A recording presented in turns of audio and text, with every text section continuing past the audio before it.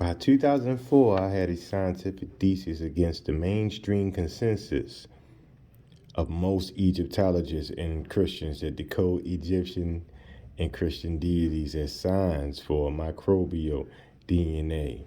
Testing the ISIS thesis further, I discovered additional evidence for it in our cultural history, specifically the literature of William Blake, Antonian Artaud, Pierre Teilhard de Chardin, and the art of Albright Durer, as well as other cultural giants. I was only intrigued by the migration of the syncretistic religious theme and nauseum, which results to dying or rising god or virgin birth, and so on, from Osiris to Christ. My initial plan was to present the ISIS thesis in relative cultural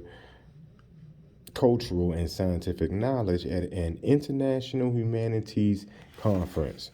So in 2005, I submitted an abstract on the ISIS thesis to review the committee for the third international conference on new directions in the humanities at the University of Cambridge, UK, which was accepted. After presenting at this conference on August 3rd, 2005, my paper was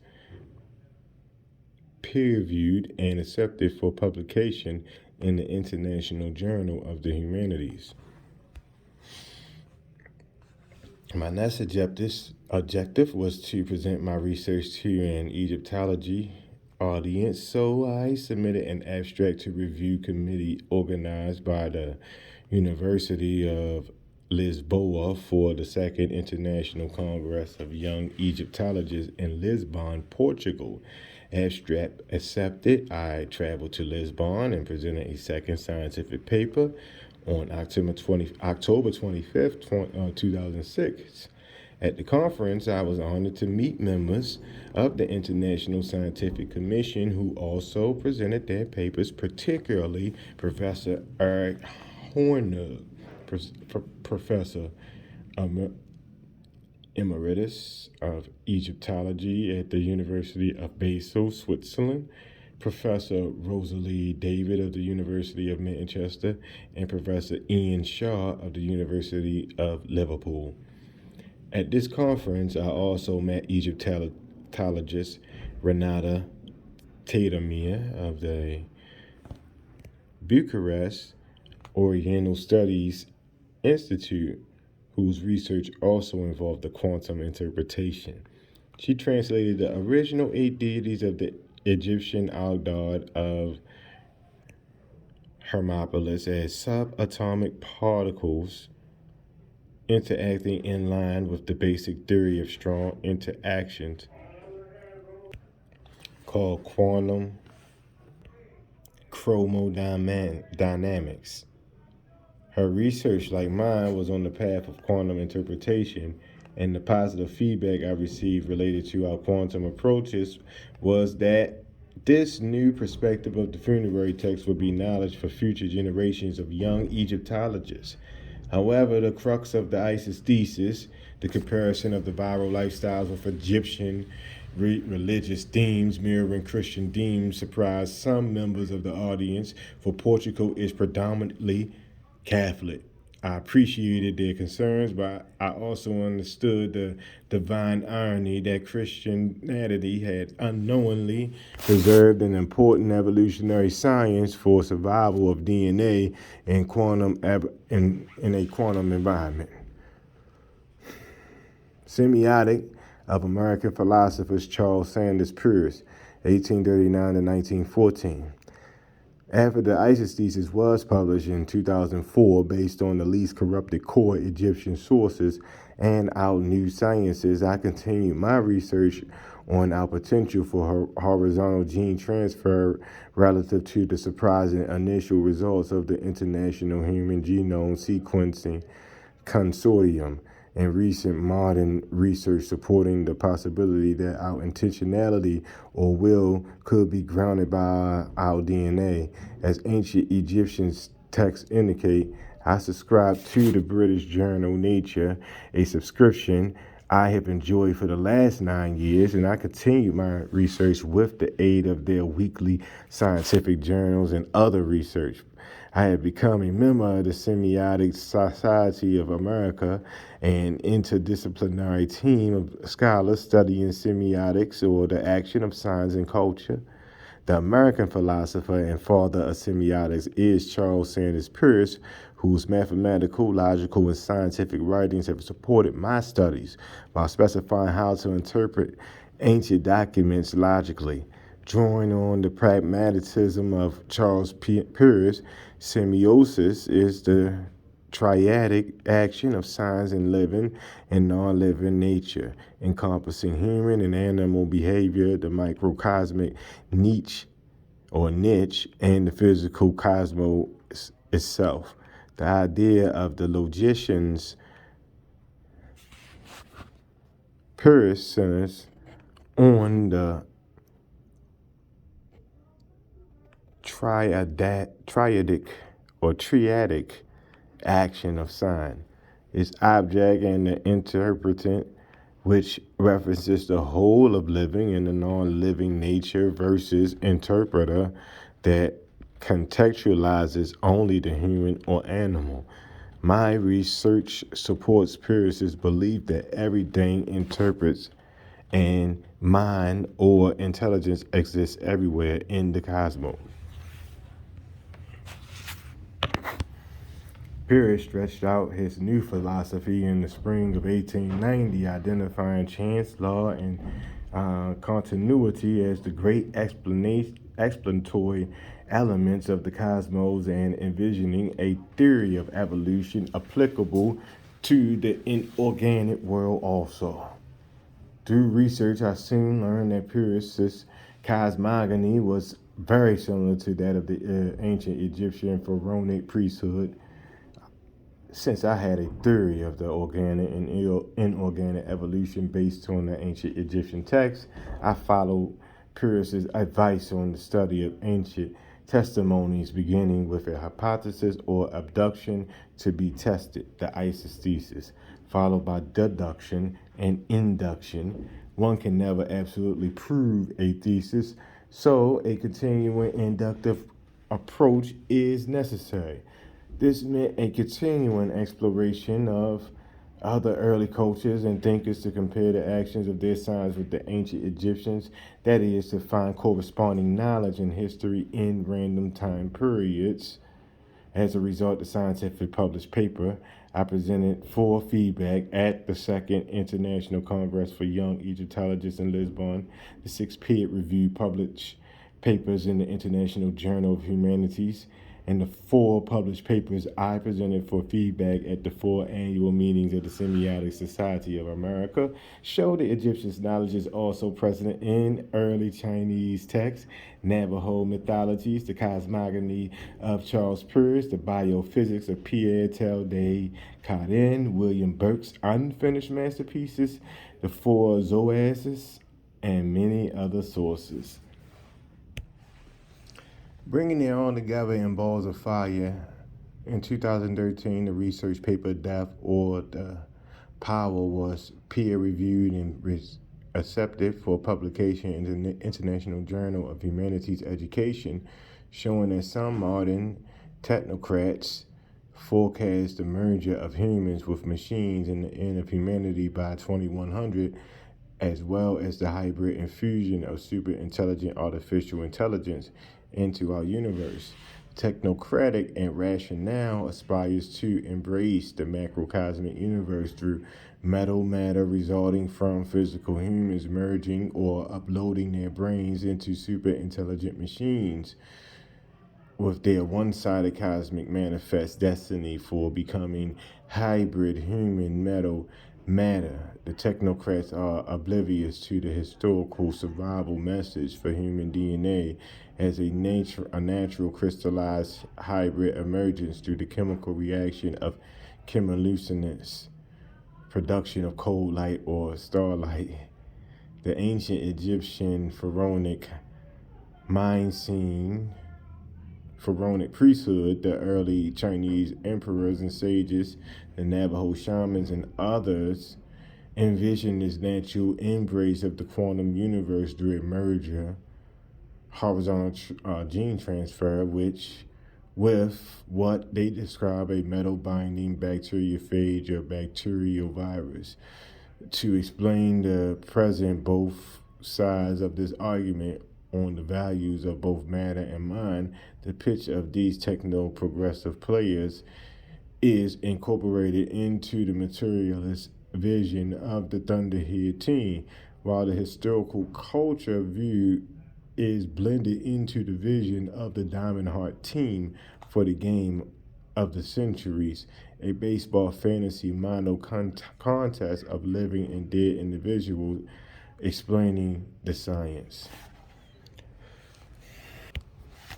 Since my research methodology was also influenced by Michael Foucault's archaeological method of study, quantum theory, and experiments, as well as empiricist semiotics, my approach is necessarily transdisciplinary. I learned that expressing holistic knowledge is a formidable task, often complicated by ongoing scientific and philosophical debates, such as whether or not the building blocks of the cosmos are energy or information, life or non life, mind or matter. Further, quantum physics is counterintuitive, conveying the quasi mystical surrealism of science fiction and the occult. What is necessary, Pierce writes, is a natural history of laws and the study of our own historical positions. And this is the objective of the 12 published articles and Balls of Fire. Balls of Fire is written with an argument broken down from the nature that presents, finding correlative with the history of human idea, along with the scientific evidence of the mechanistic insights to establish the clear link between nature or behavior and human evolutionary potential.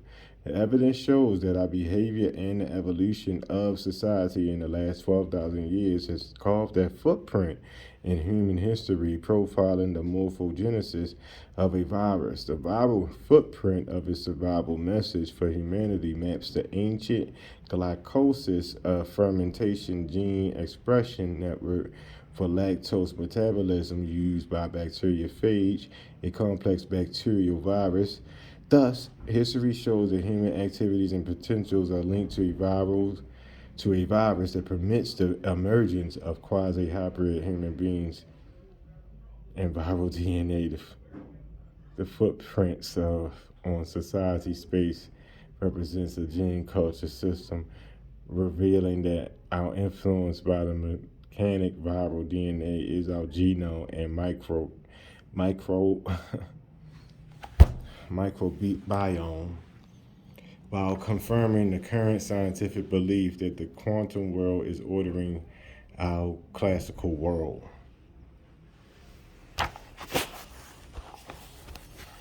Despite historical propaganda by those with power over biopower, who suppresses DNA survival information, signs of nature hidden agendas are present everywhere in human history and can be interpreted today through the lens of contemporary science and human behavior. Consequently, it became obvious to me that the highly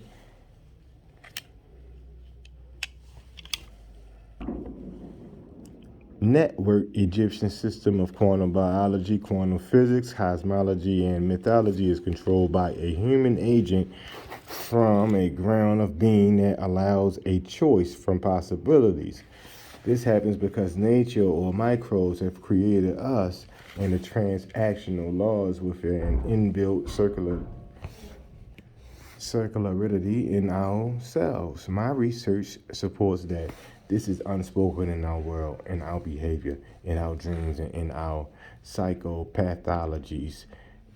It's a survival message of quasi-hybrid being via horizontal gene transfer mediated by a creative virus through an ancient gene expression network still functioning in our cells. This means that the machinery of existence may be lambdoid virus, the ground of being for our classical world, and the deeper foundation of the quantum principles, as well as the origin of space and time.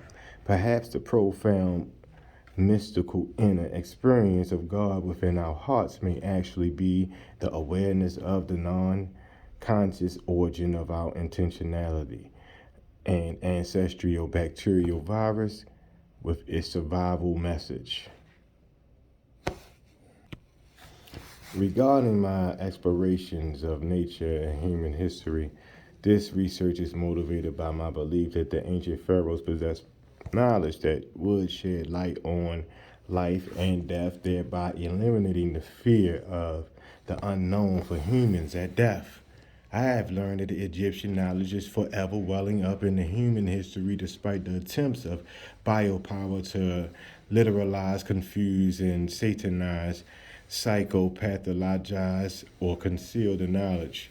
Also, the origin of alchemy in ancient Egypt and early China and the later quest for the philosopher's stone support the ISIS thesis for the lens of the contemporary microbiology and alchemical evidence suggests the 17th century intellectuals such as Isaac Newton and Dr. Michael Meyer was experimenting with the bacteria and viruses. And today, when technocrats are forecasting the ultimate disappearance of humanity due to the birth of super intelligent AI, perhaps they should review ancient histories and consider the potential of our viral heritage for their goals may herald the death of humanity on the planet as well as the loss of continuity for human DNA. Although no theory is an absolute theory, this research provides a scientific rationale for the emergence of a code like quasi hybrid being that helps one understand who we are, our universe works, how our universe works, and what we can become. Finally, the ISIS thesis, the 12 published articles, the balls of fire expose the complicated roots motivating biopower. The text also deconstruct religion as science, presents compelling new scientific knowledge, and zero in on the power/knowledge grid that thrives on the weaknesses of human beings. If we can understand our obsessions, unify our sciences, and overcome our weaknesses through knowledge, then we have used our free will to achieve our potential. With the hope that we can understand our position in history and the role of the evolutionary process, this book is organized into 5 sections: spring training, baseball diamonds, pregame, fly ball, Ferris wheel, and opening day. These sections incorporate excerpts from the ISIS thesis and the 12 journal article available at the website isisthesis.com. In spring training, one learns the necessary or knowledge for understanding the hypothesis. The baseball diamond section provides interviews with key players and a discussion of each team's argument. The pregame section introduces the reader to the fantasy draft selection of the team manager, coaches, umpires, players, and pitchers for the Diamond Hearts and the Thunderheads, a model depicting historical and contemporary power grids. In the fly ball Ferris wheel section, we examined several individuals who have caught some of history's high-flying balls of knowledge. The last section is opening day, where the game of the centuries opened with an anthem to welcome the historical and living warriors on both teams who recount yesterday, know today, and predict tomorrow.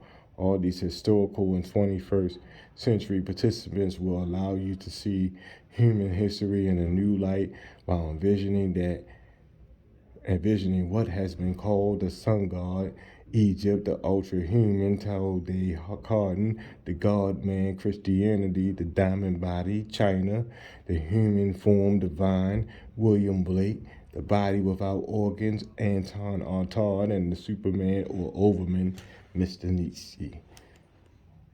I would like to thank the staff of Oswego County Library for their research, assistance, and access to their interlibrary loan system, as well as friends and family who gave me valuable feedback on this text. Theoretical guide for the reader. What are the core hypotheses of the ISIS thesis? Ancient Egyptian deities are signs for human and microbial DNA, gene, and protein evolving into a hybrid quantum species at a human death transition. The activities of the deities describe the ancient glycosis gene expression network in our cells that are functions without oxygen or the sugar glucose by using fermentation and the sugar lactose found in milk. Both Egyptian and Christian deities mirror the activities or lifestyles of complex virus called bacteriophage lambda and uses the ancient glycosis gene expression network. So all these deities are signs for the same evolutionary process mediated by a virus.